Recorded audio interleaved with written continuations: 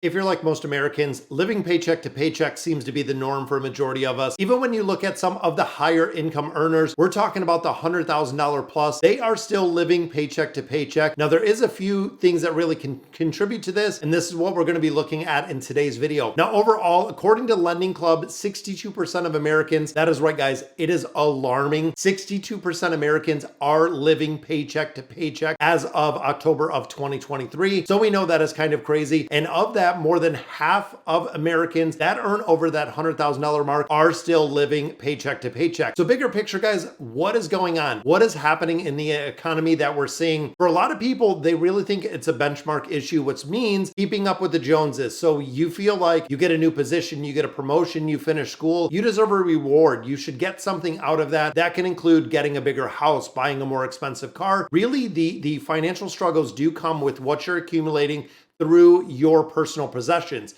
Again, when you get a new position or a new job, you might trade in that $30,000 car for a $50,000 car or a $70,000 car. And it just seems like it's chipping away little by little versus having the life experiences, being able to go on vacations, paying for everything up front, which is being completely debt-free. Living paycheck to paycheck, again, is kind of a state of mind. Even the younger generation, when I do interact with them, most of them say that they do not save anything at all. They were never taught. The financial literacy is really lacking in the forefront, which means it is not taught in schools. And we continue to struggle as a nation for this. Now, again, a lot of people are saying that people are going crazy. The doom spending is going on. They're going off the deep end with spending. There's a lot of trade-offs where they can enjoy the YOLO life of living, and really you only live once, so spend all the money while you are here. But again, most of us do live much longer than, the 20s and early 30s, where we see this most predominant. Spending more might not be the only reason, guys. A lot of people do like to indulge. However, they simply don't make enough money because income has not kept up with the cost of living. Coupled with inflation, it is kind of crazy when you look at the consumer price index. For the last almost 3 solid years, the price of goods and services has increased far faster and far greater than we have seen the wage increase, which again leaves people behind. Now, the really ideal point that people are getting stuck is, when you start getting to social media, when you start getting to a lot of other places, you see a lot of things for sale. Ads are in front of you every single day.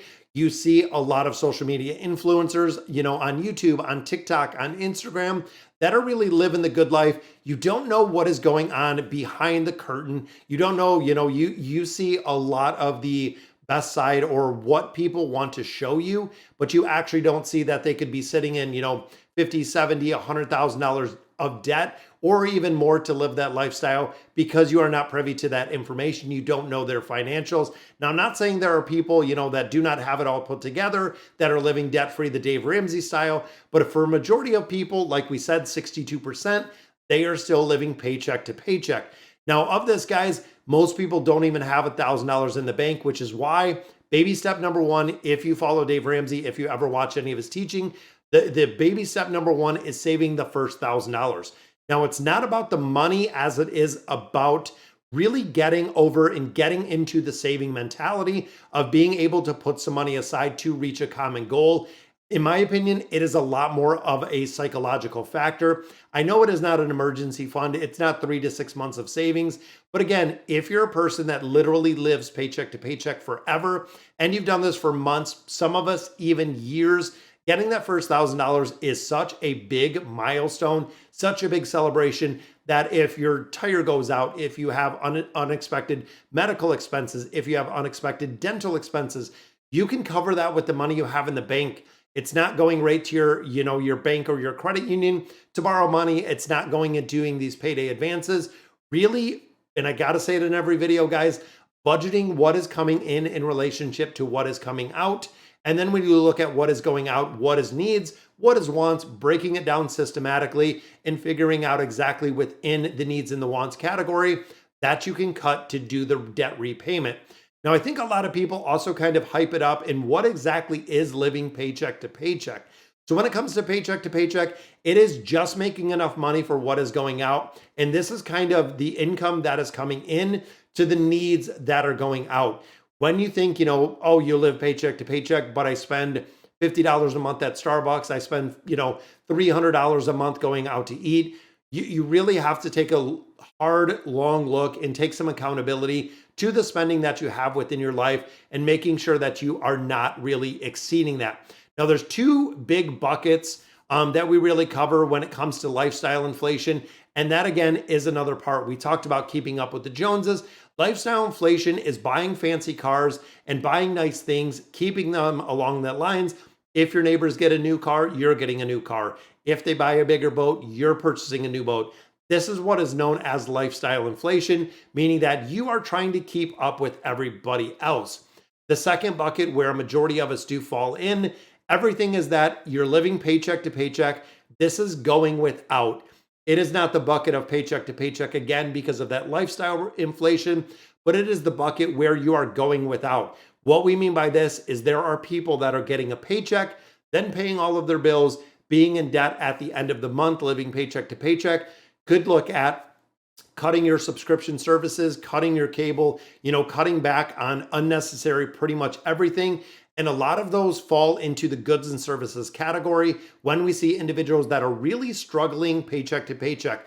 And what happens with this, guys, we see dental appointments not being made, medical appointments not being hit, maintenance on cars, home repairs, things of that nature really fall to the wayside when people truly do start living paycheck to paycheck. Now, this, of course, makes people incredibly vulnerable to high interest credit card debt. Like we know, $1.08 trillion, that is right, $1.08 billion in credit card debt as a nation, which is kind of absolutely crazy. Living paycheck to paycheck can make people incredibly vulnerable to the high interest credit card debt.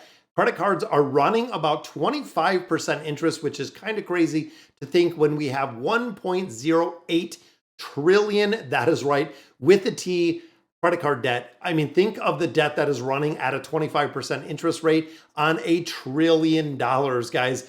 We are literally bankrolling the financial institution, the financial industry, because of the credit card debt. That is why it is so lucrative when you look at credit cards in general, why people offer the rewards program. When you open up a card, you get free miles, you get $2,000, you get, so many things that literally they give you for free because you're really carrying that on the backs of the individuals that cannot pay.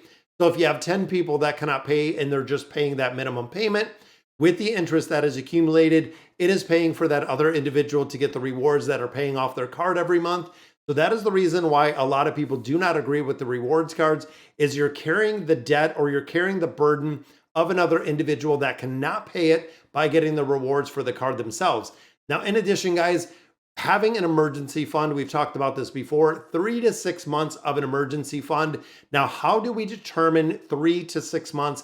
That's a pretty wild variation. Now, my general thought, guys, is you want 3 to 4 months if you're in a stable job, if you have stable employment, if you have kind of a more of a set income, maybe a salary job, something of that nature. That would be about the 3 to 4 months when you do that emergency fund, because if you're a teacher, an educator, if you work, in the financial industry, if you work in more of a stable job, 3 to 4 months is really good. Now, if you work in more of a sales orientated field or something that has high turnover, high vulnerability, a couple different reasons, keeping a little bit more in there, depending again on your job, especially because, if you're in real estate, we see that a lot of times.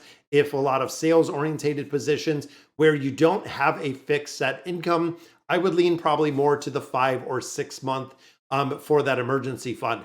Now, the goal of this, guys, is really to shed light onto the people that are living paycheck to paycheck, really how you can adjust that budget. Make sure that you're cutting down on the spending, because not only do we have the people, making $40,000 a year, living paycheck to paycheck, we have the people that are earning $150,000 a year, still living paycheck to paycheck in the first bucket and the second bucket that we see in society. And overall, we're in this together, guys. 62% of Americans are living paycheck to paycheck, and that has to change with our $1 trillion plus of the credit card debt that we see in there and the interest that you're paying every single month.